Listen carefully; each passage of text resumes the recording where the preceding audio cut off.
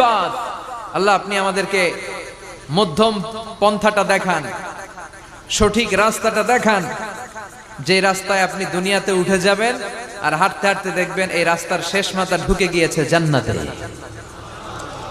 তাহলে কেমন করে আল্লাহর কাছে চাইবেন, কেমন করে দোয়া করবেন, এই কথাটাও এই সূরার ভেতরে আছে না নাই? এরপরে এই সূরার আরেকটা নাম হচ্ছে সূরাতুশ শিফা অথবা সূরাতুর রুকিয়া, ঝাড়ফুঁক করার সূরা। অনেকে কি দিয়ে ঝাড়ফুঁক করবে খুঁজে পায় না, আছে না নাই? আপনি সূরাতুল ফাতিহা পড়ে ঝাড়ফুঁক করবেন। অসুস্থ ব্যক্তির গায়ে সূরা ফাতিহা পড়ে ফু দিলে সুস্থ করে দেয় কে?